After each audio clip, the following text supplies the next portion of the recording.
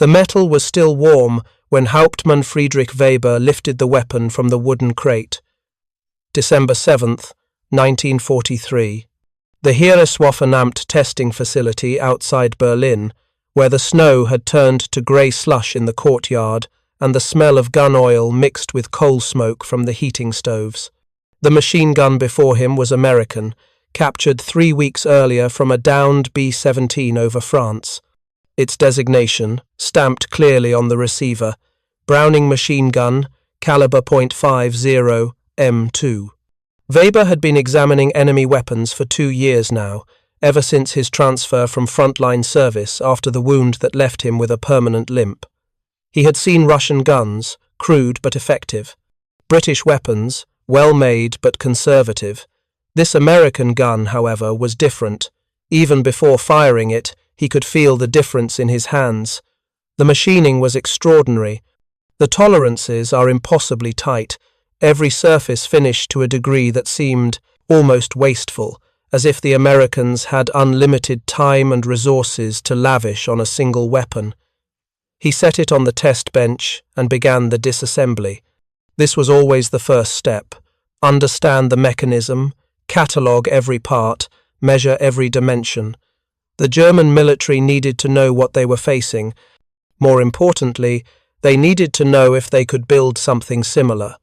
The weapon came apart smoothly, each component precisely fitted. Weber laid the parts on a white cloth in order, his practiced hands moving with the efficiency of a watchmaker.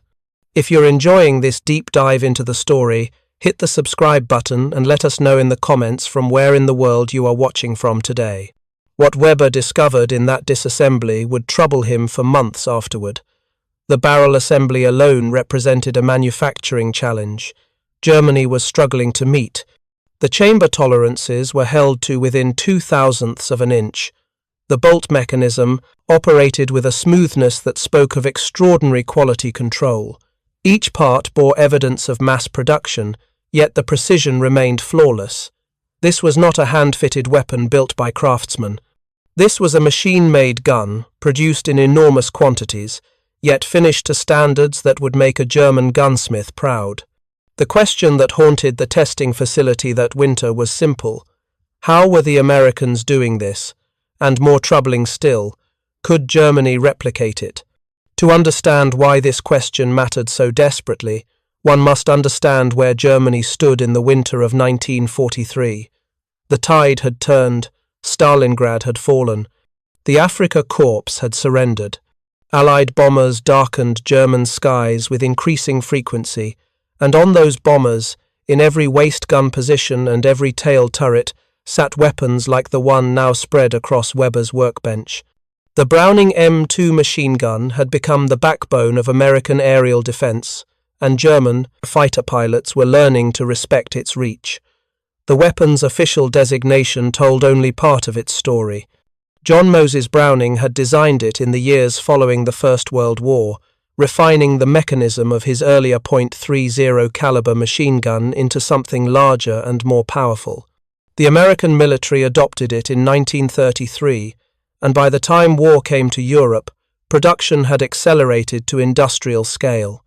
Colt's Patent Firearms Manufacturing Company, the primary contractor, was producing thousands per month. Frigidaire, the refrigerator manufacturer, had retooled entire factories to build them. This was American industrial might translated into weapons production. Companies that made ice boxes in peacetime now made machine guns with the same mass production efficiency. The specifications were impressive on paper. The weapon fired a cartridge that measured 12.7 millimeters in diameter, what the Americans called .50 caliber. The bullet itself weighed between 40 and 50 grams, depending on the type. It left the barrel at a velocity approaching 900 meters per second. At ranges beyond 1,000 meters, it could still penetrate armor plate or aircraft skin.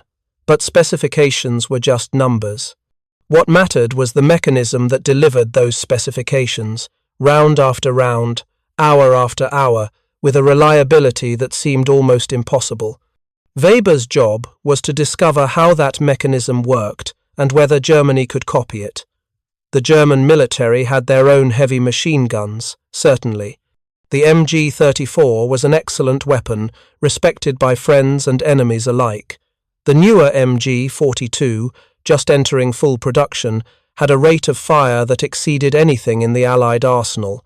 But neither German weapon fired a cartridge as powerful as the .50. Neither could reach out to the distances that American bombers required for effective defense. And critically, neither demonstrated the manufacturing precision that Weber now observed in the disassembled Browning before him. The testing began 3 days later, December 10th, on the outdoor range where the temperature hovered just below freezing and the wind cut through wool uniforms like wire. Weber and his team had reassembled the weapon and mounted it on a fixed test stand. They had ammunition, also captured, belted .50 caliber cartridges, each round as thick as a man's thumb. The first test would be simple. They would fire controlled bursts and measure the cyclic rate, the reliability, the accuracy. Basic characterization. Lieutenant Hans Richter, Weber's assistant, fed the ammunition belt into the weapon. A younger man, barely 25, Richter had worked in his father's machine shop before the war. He understood precision manufacturing at an intuitive level. He ran his finger along the feed mechanism, feeling the smoothness of the action. "The finish on these parts," he said, quietly, "is better than anything we produce for aircraft engines." Weber nodded. He had noticed the same thing. Every internal surface that the ammunition belt touched had been polished to a mirror finish. Every bearing surface showed the marks of precision grinding. This was not economizing on production. This was building quality into every component, even the ones that would never be seen once the weapon was assembled. The test firing began at 1000 hours. Weber pressed the butterfly trigger, and the gun roared to life. The sound was different from German machine guns, deeper, heavier, more deliberate. The cyclic rate was slower than the MG-42's screaming buzz, but each round hit with authority that could be felt in the chest, even from behind the weapon. Brass cases ejected in a bright stream, glinting in the winter sunlight. The barrel heated rapidly, but the weapon continued firing without hesitation. Richter counted the rounds. In 60 seconds of sustained fire, the weapon delivered between 450 and 500 rounds, not as fast as German guns, but fast enough, and critically, not a single malfunction, not a single failure to feed or failure to eject. The belt ran through smoothly, each round chambered and fired with mechanical precision. When Weber released the trigger, the gun fell silent immediately. No runaway, no hesitation. The mechanism worked exactly as designed. They fired 600 rounds that morning, in bursts of varying length. Then they disassembled the weapon and examined every part. Weber expected to find wear, stress marks, perhaps the beginning of parts failure. Instead, he found almost nothing. The weapon showed remarkably little wear for the punishment it had endured. The barrel remained true. The bolt face showed only minor marking. The recoil spring retained its tension. It was as if the gun had been designed with such generous safety margins that even sustained fire barely stressed it. This was the first, troubling discovery. The Americans had not built a gun to barely meet specifications. They had over-engineered it deliberately, building in redundancy and safety margins that seemed almost excessive. Why? The answer would become clear only later, but the implication was already obvious. American manufacturing could afford to be generous. They could afford to use extra steel, tighter tolerances, better materials, because their industrial capacity allowed such luxuries. The testing continued through December and into January of 1944. Weber's team fired thousands of rounds through multiple captured Brownings. They tested different ammunition types. They deliberately abused the weapons, firing until barrels glowed red-hot, exposing them to mud and ice, dropping them onto concrete. The guns endured everything. Occasionally a part would fail, usually the extractor or a spring, but the failures were predictable and the weapons could be easily repaired.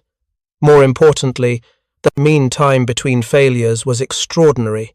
These were not temperamental precision instruments. They were robust, reliable tools designed for combat use by ordinary soldiers. But the real testing was yet to come. In February, the order arrived from Heereswaffenamt headquarters: reverse engineer the weapon, create detailed manufacturing drawings, determine if German industry could produce a copy. This was where theory would meet reality, where paper specifications would confront the hard truth of industrial capability. Weber's team began the careful work of measuring every dimension, documenting every specification. They used micrometers and gauges, optical comparators, and coordinate measuring equipment. Each part was measured multiple times, the data recorded in neat columns in engineering notebooks: the barrel profile, the chamber dimensions, the headspace tolerances, the spring rates, the bolt locking surfaces. Every dimension mattered, because even small errors could accumulate into failure. The measurements revealed something troubling. The tolerances throughout the weapon were extraordinarily tight. The barrel, for instance, was machined to tolerances of plus or minus 1/1000th of an inch along its entire length. The chamber dimensions were even tighter. The bolt-locking lugs required precision that German machine shops achieved only with extensive hand-fitting and individual attention. Yet the Americans were producing these weapons by the thousands, with every part interchangeable, with no hand-fitting required. Richter spent 3 days just measuring the recoil spring. It seemed like a simple component, just a heavy spring that absorbed the rearward force of the bolt. But the spring rate had to be precisely calibrated. Too weak, and the bolt would slam back too hard, battering the receiver and eventually destroying the weapon. Too strong, and the weapon wouldn't cycle properly, causing malfunctions. The American spring was wound from wire that, measured 0.28 inches in diameter, formed into coils with a specific pitch and tension. German spring manufacturers would need the exact specifications to duplicate it. By March, the engineering drawings were complete. Hundreds of pages of detailed technical specifications, every dimension documented, every tolerance noted.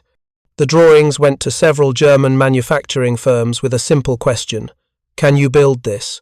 The answers that came back over the following weeks were variations on a single theme. Theoretically, yes.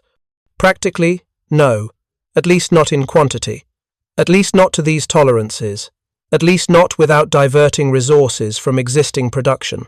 One manufacturer, Mauser Werke, provided the most detailed response. Their engineers had reviewed the drawings carefully. They understood the mechanism. They could build prototype weapons, certainly. But to mass-produce the Browning to American specifications would require retooling their factories, training their workers in new techniques, and most critically, implementing quality control measures that Germany's stretched industrial base could barely support. The barrel alone presented enormous challenges. To achieve the required precision, each barrel would need to be cold, hammer-forged, and then precision-reamed, a process that required specialized equipment and trained operators. Mauser could do this for a few hundred weapons per month, perhaps. The Americans were producing tens of thousands. The response from Rheinmetall was even more sobering. Their engineers noted that the Browning's design assumed a level of manufacturing precision that was standard in American factories, but difficult to achieve in German war production. The receiver, for example, required precision milling on surfaces that would never be visible to the user. Why such precision on internal components? The answer lay in American manufacturing philosophy.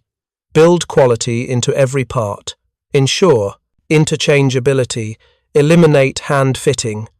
German manufacturing, even at its best, relied on skilled craftsmen making final adjustments. American manufacturing relied on machines making perfect parts that needed no adjustment. This philosophical difference had profound implications. A German armourer could take parts from 10 different MG-42 seconds and assemble a working weapon, but only after careful fitting and adjustment. An American armourer could take parts from 10 different Browning M2S and assemble a weapon that worked perfectly, immediately, with no adjustment needed. In peacetime, this distinction might seem academic. In war, it meant everything. Weber understood this by April of 1944. He had spent 4 months studying a single weapon type, and what he had learned went far beyond the mechanics of machine guns. He had learned that America possessed an industrial capability that Germany could not match. Not because German engineers were less skilled, they were among the finest in the world. Not because German workers were less dedicated, they worked longer hours under worse conditions than their American counterparts. But because America had built an industrial system based on mass production, interchangeable parts, and quality control at scale, Germany had built an industrial system based on craftsmanship, customization, and accepting variance in quality to maintain production speed. The Browning M2 was a perfect expression of that American system. Every component, from the smallest pin to the barrel assembly, bore the marks of precision manufacturing. But more than that, every component was designed to be produced efficiently. The parts weren't just precisely made. They were designed to be precisely made by machines that could run all day, every day, turning out perfect copies by the thousands. Richter conducted an experiment that spring that illustrated the difference starkly. He took parts from 3 different captured Browning M2s, all from different manufacturers. One had been built by Colt, another by Frigidaire.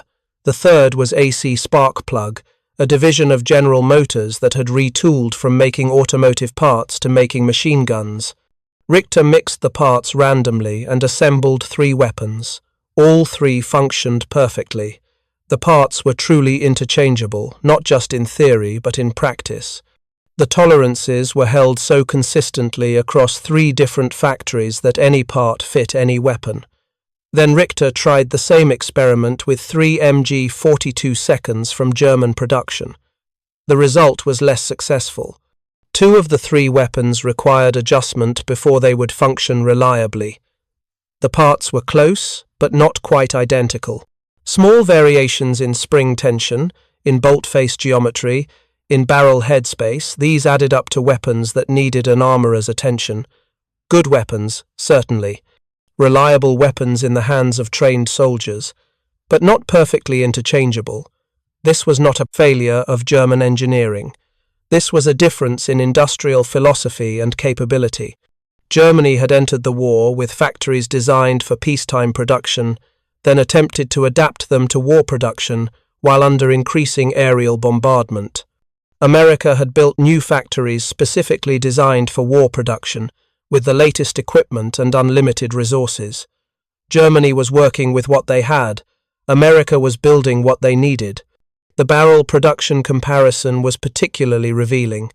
The Browning M2 barrel required deep hole drilling to extraordinary precision, followed by rifling operations that demanded consistent accuracy across the entire length.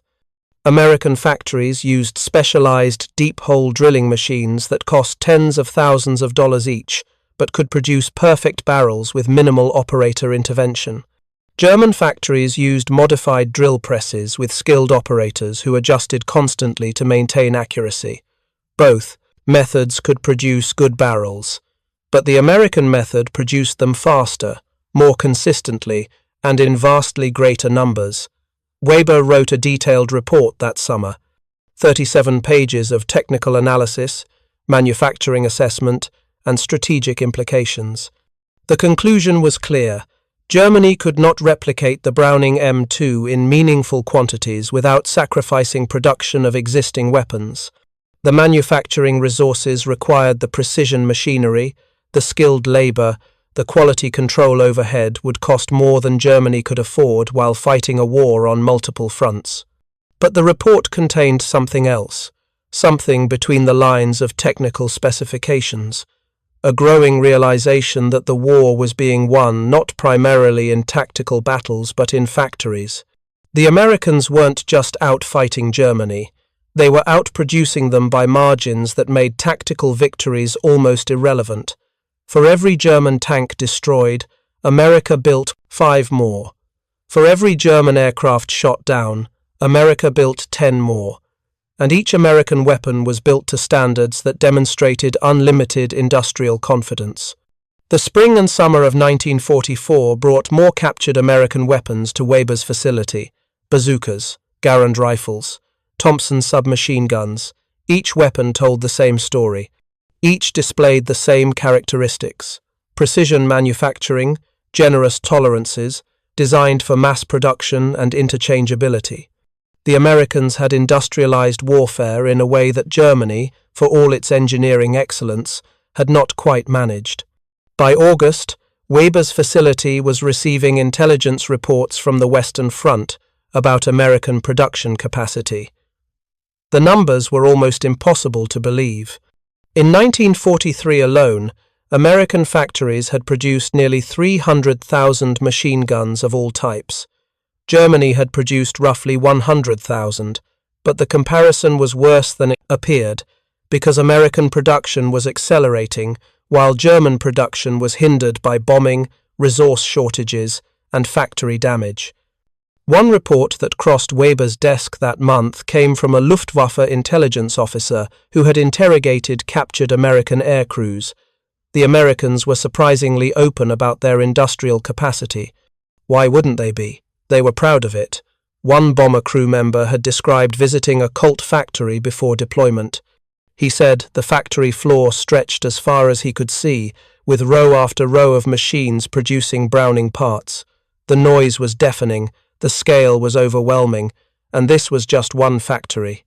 Frigidaire had multiple facilities. So did AC Sparkplug, Saginaw Steering Gear, and a dozen other companies that had converted from civilian to military production. The American approach to manufacturing was fundamentally different from the German approach. German factories emphasized quality through craftsmanship and careful inspection. American factories emphasized quality through process control and statistical methods. German factories relied on skilled workers making adjustments. American factories relied on precisely maintained machines producing identical parts. Neither approach was inherently superior, but in wartime, the American approach scaled better. If you find this story engaging, please take a moment to subscribe and enable notifications. It helps us continue producing in-depth content like this. The psychological impact of this realization on German military planners was significant. Throughout 1943 and into 1944, German doctrine had emphasized tactical superiority and technological innovation. German tanks might be outnumbered, but they were individually superior. German aircraft might face greater numbers, but German pilots were better trained. German weapons might be less numerous, but they were more sophisticated. This narrative provided comfort and sustained morale, even as the strategic situation deteriorated. The Browning M2 challenged that narrative. Here was an American weapon that wasn't just numerous, it was excellent. It wasn't just mass-produced, it was precisely made. The Americans weren't sacrificing quality for quantity. They were achieving both simultaneously. This suggested something that German military planning had been reluctant to accept. America could match German quality while vastly exceeding German quantity. Weber saw this understanding spread through the officers who visited his facility. They would arrive skeptical, expecting to see crude American weapons held together by American industrial brute force. They would leave subdued, having examined weapons that demonstrated both industrial sophistication and engineering excellence. The Americans weren't winning through luck or numerical superiority alone. They were winning because they had built an industrial system that could produce excellent weapons faster than Germany could destroy them. The autumn of 1944 brought a new urgency to Weber's work. The Western Front had collapsed. Allied armies were approaching German borders. The strategic situation was becoming desperate. Could German industry produce a heavy machine gun comparable to the Browning? The answer remained stubbornly negative. Not because German engineers couldn't design such a weapon, they had several concepts on paper, but because designing a weapon was the easy part. Manufacturing it in quantity, maintaining consistent quality, training soldiers to use it, supplying ammunition for it. These were the hard parts, and Germany's industrial capacity was shrinking daily under Allied bombing. One attempt deserves mention. In October of 1944, Rheinmetall proposed a new heavy machine gun designated the MG145. The design borrowed concepts from the Browning M2, but adapted them to German manufacturing capabilities. The proposed weapon would fire a new cartridge, less powerful than the American .50, but more powerful than standard German rifle cartridges. The design emphasized simplified manufacturing and reduced the number of precision components. The proposal was technically sound. The weapon would have worked, but the Ministry of Armaments rejected it within weeks. The reasoning was brutally practical. Germany no longer had the resources to retool factories for a new weapon. Existing production lines were struggling to maintain output of current designs. Introducing a new weapon would require new tooling, new training, new supply chains. The time for such innovations had passed. Germany would fight with what it had. Weber received a copy of the rejection memo. He filed it carefully in his records, another document in the growing archive of what might have been. The memo's language was bureaucratic and careful, but the subtext was clear. Germany could no longer afford to respond to American industrial capability. The best German engineers could design excellent weapons, but without the industrial capacity to produce them, designs remained just paper. The testing facility continued operating through the winter of 1944 and into 1945, but the work had changed. No longer were they examining captured weapons to understand how to copy them. Now they examined them to understand how to defeat them, to find weaknesses, to develop tactics that might offset American material advantages. Weber and his team produced reports on optimal attack angles against bombers, on vulnerable points in American armor, on ammunition types that might penetrate better. Useful work, certainly, but defensive work. The initiative had passed to the enemy. Richter was killed in February of 1945 during an air raid on Berlin. The testing facility took a direct hit from a bomb that destroyed half the building and killed 11 people. Weber survived because he was across the Kanzlei city that day, delivering a report to ministry headquarters. When he returned to find the facility in ruins, he spent 3 hours searching through rubble for his assistant's body. They found Richter beneath a collapsed wall, still wearing the leather apron he used when handling weapons. He was 26 years old. The facility never fully recovered. They moved operations to a smaller location outside the city, but by March, the work had become sporadic. Fuel shortages meant they couldn't conduct firing tests. Electrical outages meant they couldn't operate measuring equipment, and increasingly, there seemed little point. The war was ending, and everyone knew it. Understanding American weapons couldn't change the outcome now. Weber's last report, dated April 5, 1945, was never officially filed. The ministry building where it should have been delivered was abandoned, the staff evacuated. The report exists now only in Weber's personal papers, preserved by chance, through the chaos of Germany's collapse. In it, he provided a final assessment of the Browning M2 and what it represented. The weapon itself, he wrote, was an excellent design. Reliable, powerful, well suited to its intended role. But the weapon was less important than what it revealed about American industrial capability. The Browning M2 was a product of a system that could afford to over-engineer, to build in generous safety margins, to maintain tight tolerances even in mass production. It was a weapon that assumed unlimited resources and optimized for reliability over production simplicity. Germany, Weber noted, had taken a different path. German weapons were also excellent, often more innovative in design than their American counterparts. But German weapons were designed assuming scarce resources, limited production capacity, and the need to maximize output, even if that meant accepting some variance in quality. Neither approach was wrong. They reflected different industrial realities. But in war, Industrial reality determined outcomes as surely as tactical skill or strategic insight. America had built an arsenal that Germany could not match, and the Browning M2 was simply one visible example of that arsenal's depth. Part 3. And depth.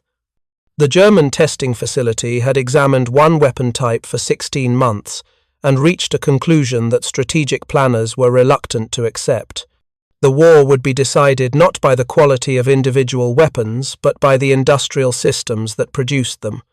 The facility ceased operations on April 23, 1945. Soviet forces were approaching from the east, American forces from the west. Weber destroyed the sensitive documents, created the remaining captured weapons, and dismissed his staff. He left Berlin on April 25th, carrying only a briefcase with personal papers and his engineering notebooks. The facility itself was captured by Soviet forces 3 days later and subsequently looted. The captured American weapons disappeared into Soviet arsenals, where they would be examined by a different group of engineers asking similar questions. Weber survived the war and returned to civilian life in what became West Germany. He never spoke publicly about his wartime work, but his personal papers, donated to a military archive after his death in 1987, provide a detailed record of the testing program. In those papers, preserved in neat handwriting and careful technical drawings, lies evidence of a realization that came too late to change anything. Germany had been fighting an industrial war with a pre-industrial mindset. The Browning M2 continued its service long after the war ended. The same basic design that troubled German engineers in 1943 remains in service today, more than 80 years after its adoption. American forces used it in Korea, Vietnam, both Gulf Wars, Afghanistan, and every conflict in between. The weapon has been manufactured continuously for over 90 years, with total production exceeding 3 million units. It serves in more than 100 countries. It arms vehicles, aircraft, and infantry positions on every continent. This longevity speaks to the soundness of John Moses Browning's original design, certainly, but it also speaks to the industrial philosophy that Weber identified in his testing. Build quality into every component, maintain generous tolerances, design for longevity rather than minimum acceptable performance. The Browning M2 wasn't designed to barely meet specifications. It was designed to exceed them with comfortable margins, to function reliably under conditions worse than expected, and to remain serviceable after decades of use. The German weapons that Weber compared it to had different fates. The MG34 and MG42 were excellent designs that saw limited post-war service. The MG42's mechanism was adapted into the MG3, which served in the West German military and continues in limited use today. But these weapons never achieved the global ubiquity of the Browning M2. They were products of a different industrial moment, designed for a military that ceased to exist. The strategic implications of Weber's findings extend beyond weapons design into fundamental questions about industrial capacity and military power. Germany entered World War II with technological advantages in several areas. German tanks in 1939 and 1940 were generally superior to Allied tanks. German aircraft were competitive or superior in most categories. German infantry weapons were well designed and effective. These advantages provided early victories and sustained the belief that German engineering excellence could offset numerical disadvantages. But wars are not won by prototype excellence. They are won by the ability to produce and field effective weapons in sufficient quantities to sustain operations across years of combat. The Browning M2 represented American recognition of this reality. The weapon was not the most advanced heavy machine gun imaginable in 1933 when it was adopted. It was the most advanced heavy machine gun that could be mass-produced to consistent quality standards using available manufacturing technology. This distinction proved crucial. American industrial planners understood something that German planners learned too slowly. In modern industrial warfare, the factory is as important as the battlefield. The engineer designing for manufacturability is as important as the engineer designing for performance. The quality control inspector ensuring consistent output is as important as the tactician planning efficient operations. America built an industrial system that recognized these truths and organized accordingly. The numbers tell the story starkly. Between 1940 and 1945, American factories produced roughly 2 million heavy machine guns of all types, including approximately 400,000 Browning M2s. German factories produced roughly 400,000 machine guns of all types during the same period. The American advantage was not 5-1. It was greater because American weapons required less maintenance, had longer service lives, and could be repaired more easily due to true parts interchangeability. This production disparity extended across all weapon types. American factories produced roughly 300,000 aircraft during the war. Germany produced roughly 120,000. American factories produced roughly 90,000 tanks and self-propelled guns. Germany produced roughly 67,000. In every category, America's industrial output equaled or exceeded Germany's, often by substantial margins. And critically, American production accelerated throughout the war, while German production stagnated or declined under the pressure of Allied bombing. Weber understood by 1944 that these numbers represented an insurmountable advantage. German tactical skill, German technological innovation, German soldiers' courage, none of these could overcome a 3-1 or 5-1 disadvantage in material. The Eastern Front demonstrated this reality brutally. German forces could win tactical engagements, could destroy more Soviet tanks than they lost, could inflict disproportionate casualties, but the Red Army simply built more tanks, trained more soldiers, and attacked again. The Western Front, after June of 1944, demonstrated the same principle. Allied forces could afford to make mistakes, could accept higher casualties, could pursue attritional strategies because their industrial base could sustain the losses. The Browning M2 was one weapon among thousands, not strategically decisive by itself, but it served as a physical manifestation of American industrial philosophy. Every bomber that flew over Germany carried multiple Browning M2s in its defensive turrets. Every American tank or armored vehicle mounted at least one. American infantry units employed them in ground roles. Navy vessels used them for anti-aircraft defense. The weapon was ubiquitous because American industry could make it ubiquitous. Production constraints that limited German weapons deployment simply didn't apply. There is a photograph in the US, National Archives, taken in 1944 at the Frigidaire plant in Dayton, Ohio. It shows a production line for Browning M2 receivers. The line stretches into the distance, row after row of milling machines and drill presses, each tended by a worker, most of them women, as men were in military service.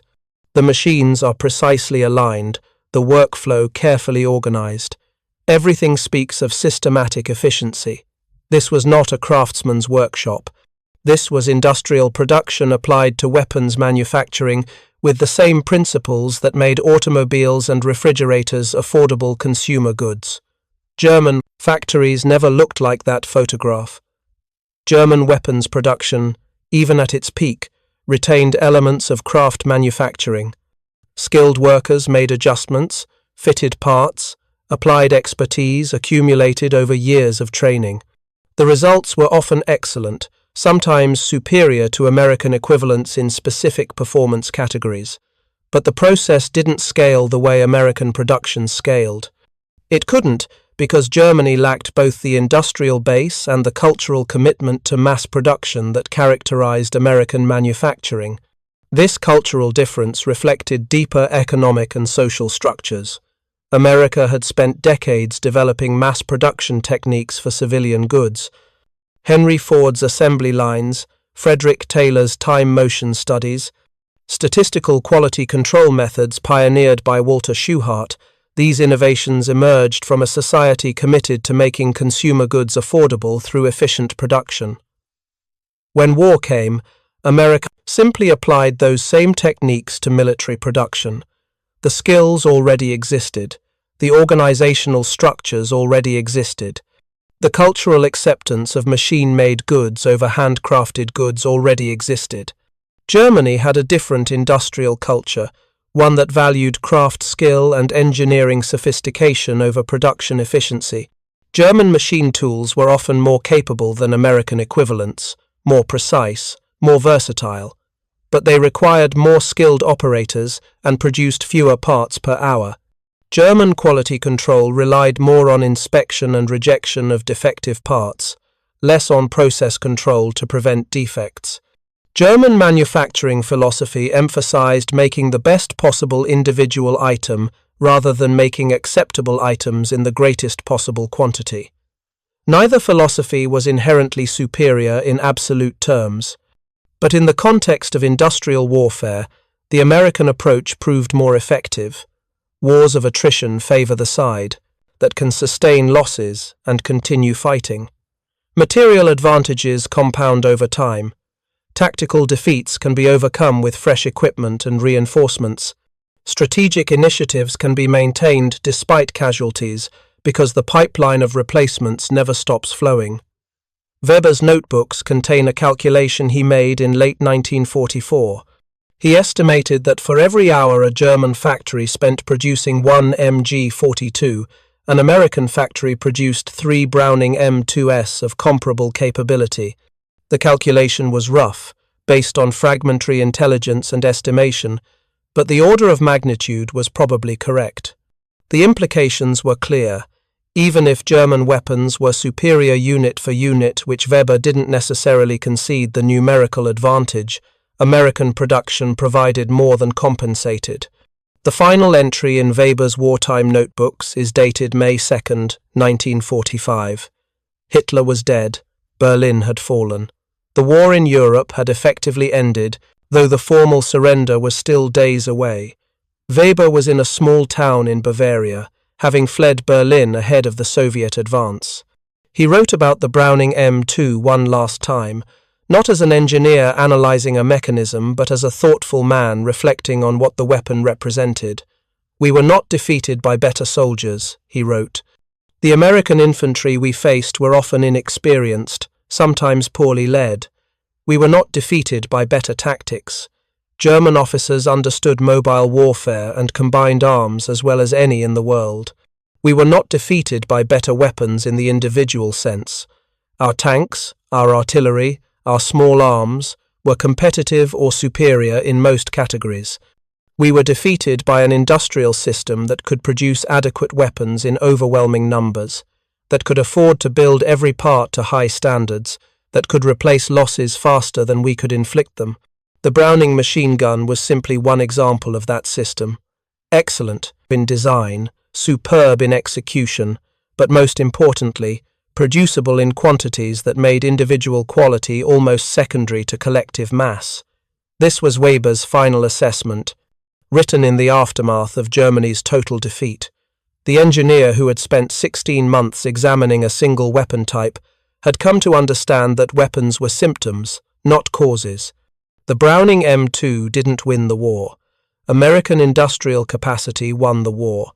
The weapon was merely evidence of that capacity, a physical manifestation of a system that could afford to over-engineer, to build in generous margins, to prioritize long-term reliability over short-term production expedients.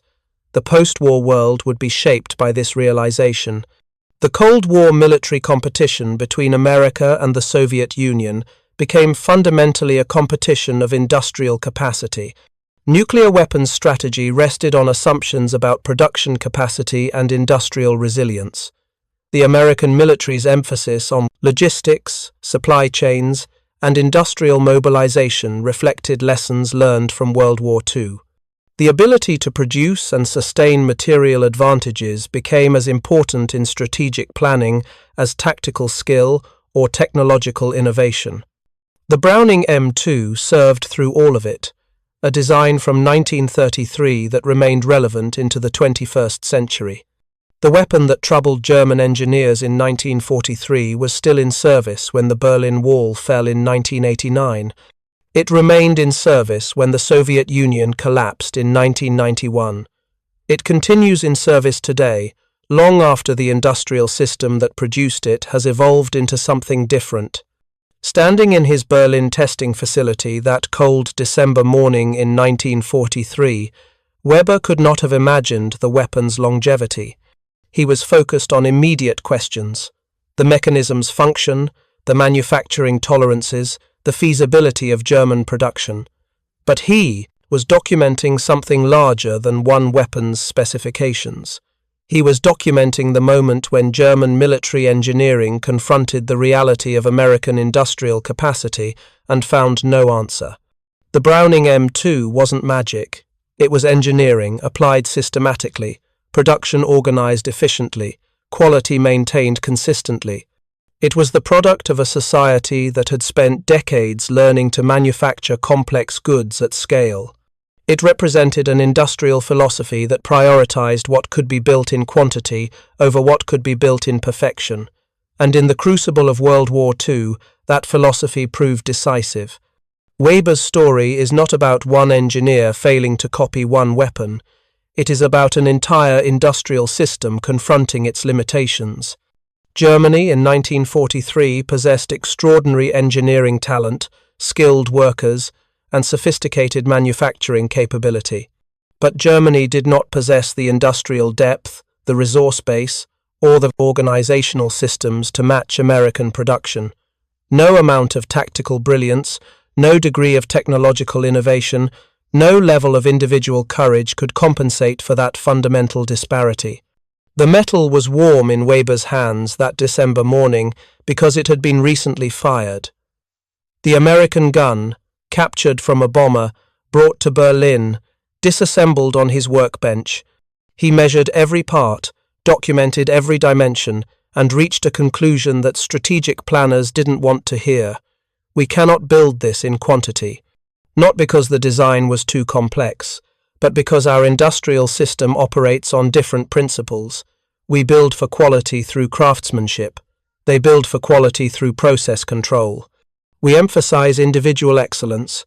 They emphasize systematic consistency. And in industrial warfare, their approach scales better than ours. This was the truth that the Browning M2 revealed, not through any single characteristic, but through the totality of its design and production. It was a truth that would shape the remainder of the war and influence military planning for decades afterward. Industrial capacity, organized efficiently and directed purposefully, could overcome tactical disadvantages and compensate for strategic errors. America had that capacity. Germany did not, and no amount of engineering excellence could change that fundamental reality. The weapon sits today in museums, preserved examples of a design that proved more enduring than the conflict that revealed its significance. Visitors can examine the mechanism, read the specifications, and understand the engineering. But the deeper lesson requires context: why this weapon mattered, what it revealed about industrial warfare, how its production demonstrated principles that extended far beyond machine gun design. Weber understood that lesson by the war's end. It took him 16 months of careful analysis, thousands of test rounds, hundreds of measurements, and ultimately the collapse of everything he had served. But he understood. The notebook entry from May of 1945 proves it. We were defeated by a system, not by soldiers, by industrial capacity, not tactical brilliance, by an opponent who could afford to build quality into every component of every weapon and still produce enough weapons to arm millions of soldiers. That was the answer to the question posed in December of 1943. Could Germany copy the Browning M2? Technically, yes. Practically, no. Because copying the weapon required copying the industrial system that produced it, and industrial systems cannot be copied. They must be built over decades through cultural commitment, economic investment, and organizational evolution. Germany had built a different system, one suited to different circumstances. When those circumstances changed, when industrial warfare demanded mass production at scale, Germany's system proved inadequate. The Browning M2 was just one weapon, but it was the weapon that made that inadequacy undeniable. Thank you for reading. For more detailed historical breakdowns, check out the other videos on your screen now, and don't forget to subscribe.